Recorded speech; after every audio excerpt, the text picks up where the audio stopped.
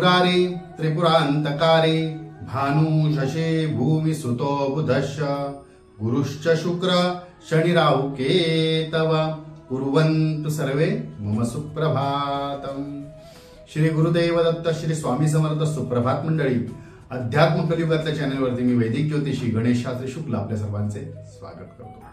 मित्रांनो, हे अध्यात्म कलियुगातले चॅनल अजूनपर्यंत आपण सबस्क्राइब जर केले असेल सबस्क्राइब करा, बेल आयकॉन दाबा, शेअर करा, लाईक करा, जेणेकरून व्हिडिओ अपलोड झाल्यावर सर्वप्रथम आपल्याला पाहायला मिळेल। इतर कुठल्याही ग्रुपमध्ये लिंक येण्याची वाट पाहावी लागणार नाही। कदाचित मी शेअर करू शकलो नाही तरी सुद्धा ते आपल्याला दिसून जाईल।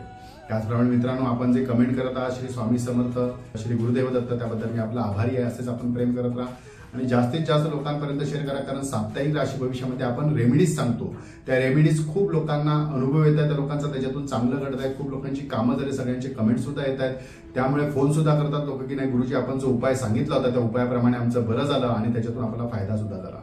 तर राशीप्रमाणे सण व्रत वैकल्य त्या आठवड्यात जे येतात त्याप्रमाणे आपल्या राशीप्रमाणे जे व्रत वैकल्य किंवा एखादा उपाय, एखादी रेमेडीज काय करायचे असतात त्या उपाययोजना तोडगे मी आपल्याला सांगत असतो। ते आपण नक्की करा, इतर लोकांपर्यंत शेअर करा, जेणेकरून त्यांच्या आयुष्यामध्ये येणाऱ्या अडचणी सुद्धा दूर होतील। चला तर साप्ताहिक राशी भविष्याला सुरुवात करूया, जे असणार आहे 14 ऑक्टोबर ते 20 ऑक्टोबर। 14 ते 20 ऑक्टोबर 2024 साप्ताहिक राशी भविष्य कुंभ राशी। या सप्ताहात आर्थिक व्यवहारातून सतत आपल्याला थोडासा मनस्ताप होऊ शकतो किंवा व्यवहारातून थोडासा त्रास, म्हणजे व्यवहार वेळेवर पूर्ण न होणे, एखाद्याला आपण पैसे द्यायचे आहेत ते वेळेवर न देता येणे किंवा एखाद्याने आपल्याला द्यायचे आहेत त्यांनी न दिल्यामुळे अशाच काही आर्थिक व्यवहारातून आपल्याला थोडंसं नैराश्य आल्यासारखं वाटेल आणि थोडंसं अपयश सुद्धा आल्यासारखं वाटू शकतं किंवा आपला व्यवहार चुकतोय की काय, आपली पद्धत चुकते की काय। परंतु कुठलीही काळजी करू नका, सध्याचा काळच तसा असल्या कारणाने थोडंसं आर्थिक अडचण होऊ शकते। नैराश्य मनात आणू नका आणि नैराश्य आणून कुठली कामे करू नका, तर मोठे नुकसानदायक होऊ शकते। त्यामुळे होतं थोडं व्यवहारामध्ये 19-20 होतं, कोणी द्यायचं त्याला उशीर होतो, आपण कोणाला द्यायचं ते वेळेवर देऊ शकत नाही। कमिटमेंट केलेली असते ती पाळावी, हे प्रत्येकानेच पाळावी, परंतु काही अशा काही घटना घडतात किंवा अडचणी येतात त्यावेळी आपण हतबल होतो। तर अशामध्येच थोडासा आपल्याला विचार करायचा आहे। अशा स्थितीमध्ये कुटुंबातील व्यक्तीची साथ न लाभल्यामुळे, म्हणजे ह्या आर्थिक व्यवहारात ते व्यवहार पूर्ण करण्यासाठी कुटुंबातील व्यक्तीची साथ न लाभल्यामुळे कदाचित आपल्याला थोडासा मानसिक त्रास जास्त होऊ शकतो। व्यवहार पूर्ण झाला नाही म्हणून घेऊन नाही, तर त्यावेळेत आपल्याला कुटुंबातल्या लोकांनी साथ दिलेली नाही, त्यांनी आपल्याला मदत केली नाही, त्यामुळे थोडासा आपल्याला मानसिक त्रास होऊ शकतो। काळजी करू नका, कारण कसं आहे, प्रत्येकावर विश्वास ठेवणं आणि प्रत्येकाकडेच मदतीची अपेक्षा करणं हे सुद्धा चुकीचंच असतं। समोरील व्यक्ती त्या पात्रतेची आहे का, ज्याच्यावर आपण विश्वास ठेवणार आहे, जेव्हा ज्याच्याकडे आपण मदतीची अपेक्षा करत आहात ते मदत करण्याच्या पात्रतेची आहे का, त्याची कुवती तितकी आहे का, त्या कुवतीनुसार ते करू शकतात का, याचा सुद्धा आपण विचार करणे खूप गरजेचं आहे। उगाच एखाद्या व्यक्तीवरती आपण जास्त विश्वास ठेवणे, जास्त मदतीची अपेक्षा करणे आपली चूक आहे ना। आपल्याला कळून सुद्धा ते याकडे आपण लक्ष द्या, त्याच्यातून त्रास जो होतो तो आपल्याला कमी करता येईल। जमिनीचे व्यवहार, पूर्वजांची इस्टेट, पूर्वजांकडून मिळणारी प्रॉपर्टीज, यातून आपल्या कुटुंबामध्ये पुन्हा एकदा वादविवाद होण्याची शक्यता आहे। तर असे वादविवाद होणार नाहीत किंवा ते आपले जे काही प्रश्न असतील त्या संबंधीचे आपले जे काही मत असतील ते ठामपणे आपण प्रामाणिकपणे प्रांजलपणे मांडा। आपल्याला काही मोठा त्रास करून घेण्याची गरज नाही। उपजीविकेसाठी आपण जे काही शिक्षण घेत आहात किंवा शिक्षण घेणार आहात त्या मात्र आपल्याला चांगल्या प्रकारे घ्यावे लागतील आणि तशी जर संधी आपल्याला मिळेल, म्हणजे आपण एखादी गोष्ट शिकलीच आहात, शिकून आपण करतच आहात, पण त्यात अपडेट्स पाहिजे आहेत, चांगल्या गोष्टी आणि शिकायच्या आहेत। आता कसं तंत्रज्ञान नवीन आहे, नवीन युग आहे, त्यामुळे अपडेट्स काळाबरोबर आपण होणं खूप गरजेचं आहे। जुनाट विचाराने, जुनाट पद्धतीने आपण नीट राहू शकणार नाही किंवा आपल्याला हवं ते सुख मिळवता येणार नाही। तर त्यामुळे अपडेट्स राहण्यासाठी आपल्याला काही आपल्याच संबंधित असलेल्या गोष्टी शिका, चांगल्या शिका, त्यात येणाऱ्या अडचणी सुद्धा दूर होतील आणि शिकता येईल। गुरुजनांशी वादविवाद करणे शक्यतो या सप्ताहामध्ये टाळा। शक्यतो शब्दात या सप्ताहामध्ये आपण शांत व संयमी राहणे खूप गरजेचे आहे। कुठलीही घटना घडली, कुठली घटना घडत असेल आणि आपल्याला माहिती आहे त्याच्यातून वादविवाद होणार आहे किंवा वादविवाद होऊ शकतो, त्यावेळी मात्र आपण संयमाने राहून वादविवाद न करता आपले मत मांडा आणि त्यानुसार वागा। आपल्या अर्ध्या अडचणी तिथेच दूर होतील आणि आपल्याला मानसिक होणारा त्रास सुद्धा कमी होईल।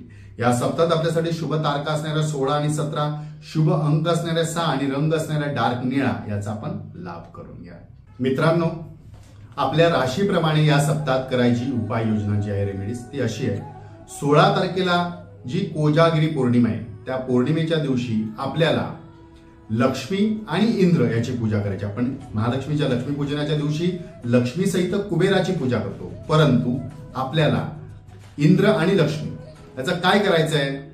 आपल्याकडे टेरेस असेल तर टेरेस किंवा अंगण किंवा ओपन जागा जिथे चंद्राचा प्रकाश पडेल अशा ठिकाणी एक पाट ठेवून त्याच्यावर तांदळाची पुंजी ठेवायची, त्याच्यावरती 2 सुपाऱ्या ठेवायच्या आहेत आणि एकावरती लक्ष्मीचं आणि एकावरती इंद्राचं आवाहन करायचं आहे. हे आवाहन करून त्याची षोडोपचार पूजा करायची आणि दुधाचा नैवेद्य दाखवायचा आहे. त्याचप्रमाणे मित्रांनो, आपलं जे नक्षत्र आहे आपल्या पत्रिकेत पहा किंवा विचारून घ्या, आपले जे नक्षत्र आहे त्या नक्षत्राची प्रत्येक देवता असते. त्या प्रत्येक देवताचं म्हणजे शततारका नक्षत्र आहे तर शततारका देवताचं नक्षत्र जो वरुण आहे तर प्रत्येक नक्षत्राचं एक पंचांगामध्ये बघा किंवा विचारून घ्या, आपण कोणाकडेही चौकशी करा आपल्या पत्रिकेत किंवा आपल्या गुरुजींकडे कोणाकडे. तर पंचांग दाते इतर जे पंचांग आहेत तर त्या पंचांगामध्ये नक्षत्राची देवता दिलेली असते, तर त्या नक्षत्राच्या देवताचा आपण जप करा. त्याचप्रमाणे जमत असेल तर आपल्याला घरी एखाद्या ब्राह्मणाला बोलून खीर व पुरी किंवा नुसतं खीर सुद्धा दिलं, दान दक्षिणा केली, नमस्कार केला तरी आपल्याला खूप त्याचा फायदा होतो. यामुळे संपत्ती अचल राहते आणि लक्ष्मीची कृपा राहते. तर आपल्या राशीनुसार आता प्रत्येक आपली मेष राशी आहे, वृषभ राशी, कुठली राशी पण राशीनुसार नक्षत्रही असतं. अश्विनी नक्षत्र आहे, भरणी नक्षत्र आहे, कृतिका नक्षत्र आहे, आपलं कुठलं नक्षत्र आहे ते पहा आणि त्या नक्षत्रानुसार त्याचा जप करा. जर आपल्याला नक्षत्र माहीतच नसेल तर श्री सूर्याय नमः हा मंत्र म्हणून सुद्धा 108 वेळा पूजा केली तर चालते. तर पाटावर असलेल्या सुपारींचं इंद्र आणि लक्ष्मी सहित पूजन करायचे आणि ह्या दोन्ही सुपाऱ्या दुसऱ्या दिवशी सकाळी विसर्जन करून ते आपल्या तिजोरीत ठेवायचे. याच्यामध्ये धन वृद्धी होते आणि पुढच्या वेळी पुन्हा नवीन सुपारी जर आपण पूजा करून ठेवली तर त्या जुन्या सुपाऱ्या पाण्यामध्ये विसर्जन केल्या तरी चालतात. हा उपाय आपण नक्की करा. ह्या करून आपल्याला काय फळ मिळत आहे किंवा कसं समाधान वाटलं, काय वाटलं त्याबद्दल मला कमेंटमध्ये सांगा. आपला चॅनल आपल्याला आवडत असेल तर नक्की मित्रांनो हे व्हिडिओ खूप कष्ट करून खूप त्रास करून अभ्यास करून केलेले असतात. श्री गुरुदेव दत्त हा जप, श्री स्वामी समर्थ किंवा एक निदान लाईक तरी करा मित्रांनो आणि 4 लोकांपर्यंत शेअर सुद्धा करा. चला तर पुढच्या आठवड्यात नक्की भेटूया ह्याच ठिकाणी ह्याच वेळी. तोपर्यंत सर्वांचे धन्यवाद.